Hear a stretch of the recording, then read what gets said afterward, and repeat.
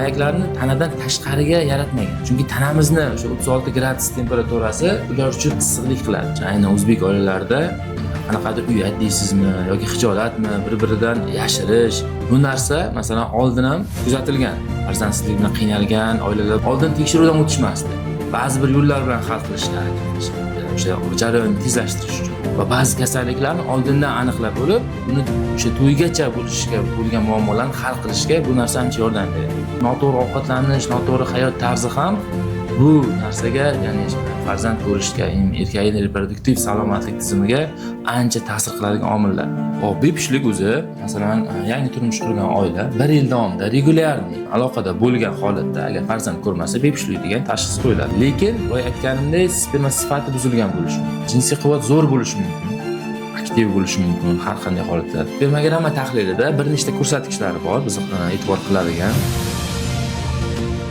Ahror aka, oxirgi 1-2 yil ichida nima sababdan bepushtlik bo'yicha shikoyat qiladigan bemorlar ko'payib ketdi? Bu narsa masalan oldin ham kuzatilgan. Farzandsizlik bilan qiynalgan oilalar bo'lgan, masalan o'sha 80-chi, 70-chi yillar, 90-chi yillarda. Lekin u vaqtda aynan o'zbek oilalarida qanaqadir uyat deysizmi yoki xijolatmi, bir-biridan yashirish, vrachga borishdan xijolat bo'lib uyalib Allohdan deb kutishgan, sababini aniqlash qiziqishmagan. Hozirgi kunda esa bu narsa ancha rivojlandi. Texnologiyalar, zamonaviy laboratoriya tekshiruvlar, zamonaviy usullar, bepushtlikni zamonaviy yechimlari chiqish boshlagan sari odamlar qiziqishni boshladi. Bu narsa yaxshi, ya'ni tibbiy bilim ham osha bordi. Masalan, mediani, ijtimoiy tarmoqlarni rivojlanishgan hisobiga odamlar uyda o'tirib telefondan ko'ryapti, ma'lumotga ega bo'lyapti. Shu ma'lumotni keyin o'zi bilan solishtiryapti. Masalan, yangi qurgan oilalar oldin tekshiruvdan o'tishmasdi. Ba'zi bir yo'llar bilan hal qilishga harakat qilishardi. O'sha jarayonni tezlashtirish uchun. Hozir masalan o'zimga kelayotgan bemorlar ichidan uylanmoqchiman, masalan 3 oydan keyin to'yim yoki 6 oydan keyin to'yim. O'sha videolarni ko'rib, o'zimda nima borligini bilmoqchiman deb tekshiruvdan o'tishyapti. Va ba'zi kasalliklarni oldindan aniqlab olib, uni o'sha to'ygacha bo'lishga bo'lgan muammolarni hal qilishga bu narsa ancha yordam beradi. Bu narsa shunga ham bog'liq. Ikkinchi tomondan turmush tarzi ham o'zgarib ketdi. Hayot jadallashib ketgan hisobiga odamlar doim ish, tashvish, stress, noto'g'ri ovqatlanish, noto'g'ri hayot tarzi ham bu narsaga, ya'ni farzand ko'rishga, erkakning reproduktiv salomatlik tizimiga ancha ta'sir qiladigan omillar. Ayniqsa erkaklarda stress omili juda ham muhim omil hisoblanadi. Sizni reproduktiv tizimingizga, jinsiy quvvatingizga, umumiy organizmingizga ta'sir qiladi. Endi oldin nima deymiz? Oldin shu ishga borishgan, uyga kelishgan. Davlat bergan oylik bemalol yetgan. Hozir esa bu narsa yetmayapti. Hamma uy joy qilaman, yangi mashina, yangi kvartira, tashvish ko'paygan sari stress omillari rivojlanib boraveradi. Bu ham albatta erkakni o'sha spermatozoidlariga ta'sir qilmasdan qolmaydi. Albatta bu jinsiy quvvatiga. Shuni hisobiga ham bu bepushtlikni ko'payishi yoki bepushtlikka sabab bo'luvchi omillarni aniqlanishi hozirgi zamonda ancha ko'paygan. Qarang, hozirgi kunda mana shu bepushtlik bo'yicha farzand ko'rmoqchi bo'ladi, farzand bo'lmagandan keyin ko'proq ayol kishi bu narsaga harakat qiladi.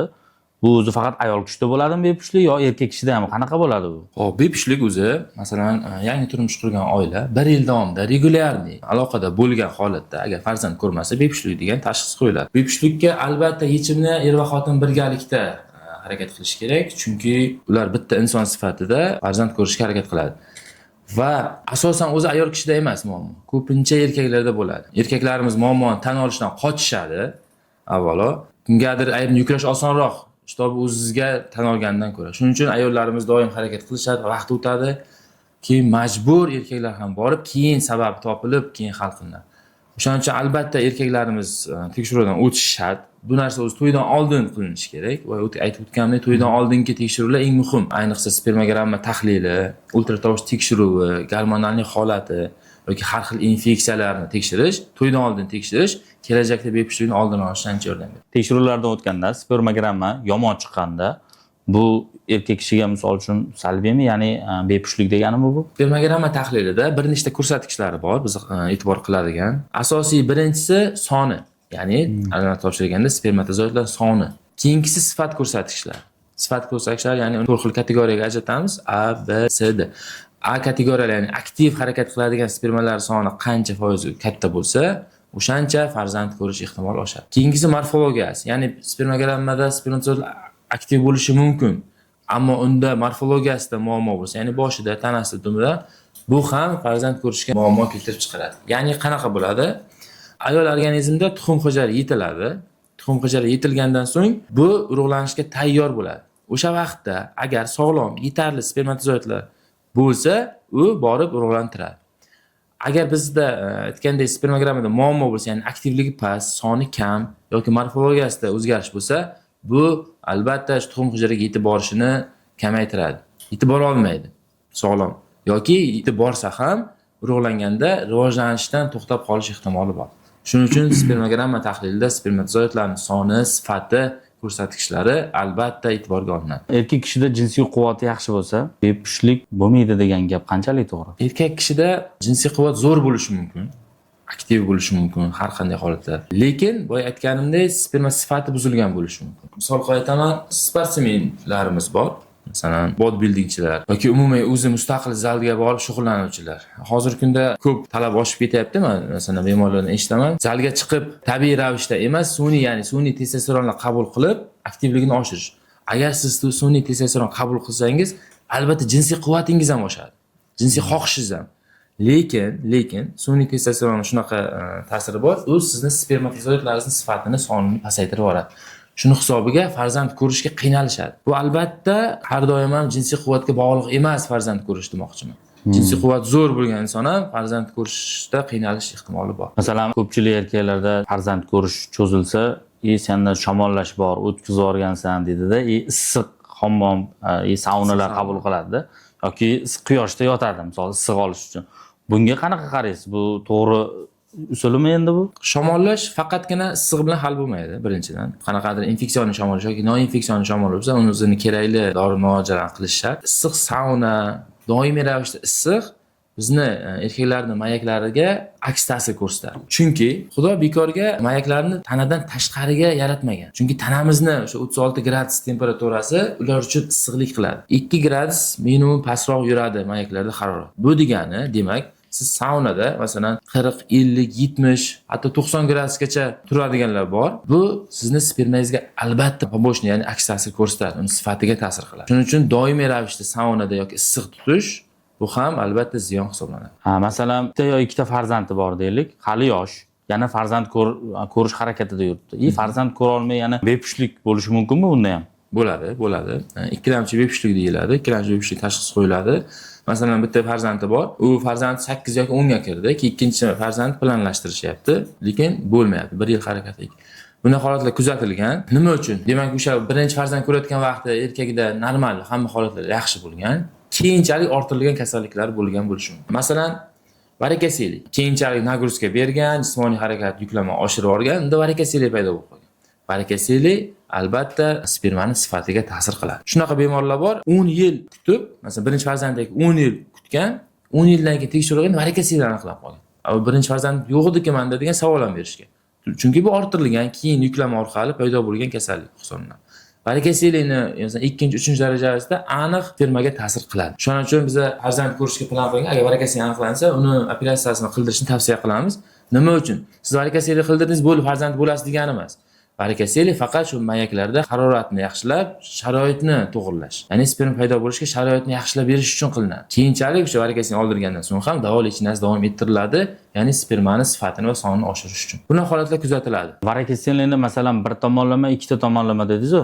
Misol uchun bir tomonlamada ham farzand ko'rish ehtimoli bormi? Bor. Varakasilik bor bemorlar, hatto 2 tomonlama, 3-daraja bor bemorlarda ham farzand ko'rish ehtimoli bor. U organizm individual javob reaksiya qiladi.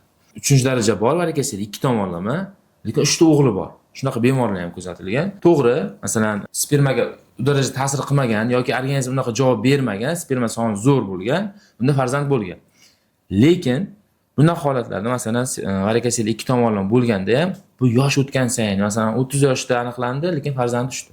Lekin 40 yoshida, 50 yoshida bu mayaklarning haroratini yoki holatini, unga bo'lgan komfort zonasi buzilgan hisobiga erkaklik quvvatiga ham ta'sir qilish boshlaydi. Ya'ni mayaklarda faoliyat buzilgandan so'ng testosteron ishlash buziladi. 40-50 yoshdan keyin unda har xil prostata muammolar yoki jinsiy quvvatdagi muammolar kelib chiqaveradi. Shuning uchun varakasiylik aniqlandimi, albatta uni operatsiya qilib undan xalos bo'lgan ma'qul. Masalan, bu varakasiylikni tekshiruvdan o'tmasdan qanaqadir bir belgilari bormi bilishi? Birinchi darajasida hech qanaqa simptomsiz kechadi, hech qanaqa tashqi tarafdan bilib. Ikkinchi darajasida esa ba'zi holatlarda diskomfort chaqirish mumkin. Hammada ham emas. Masalan, 10 ta kasaldan birta yo ikkitasiga. Uchinchi darajasida o'sha diskomfort chaqiradigan og'riq, og'irlik hislari ko'payadi. Ya'ni 10 ta kasaldan 6 ta, 7 tasiga. O'shana holat kuzatiladi tashqi ko'rinish yoki palpatorni aniqlasa bo'ladi. Shu vizual ko'rganda yoki qo'l bilan ushlaganda o'sha kengaygan venöz qon tomirlarini ko'rsa bo'ladi. 3-darajasida ko'proq ultratovush tekshiruvsiz aniqlasa imkoni bor. Endi bu narsani qanaqa kelib chiqish qanaqa bo'ladi? U og'ir ko'targandan bo'ladimi? Risk nagruzkadanmi?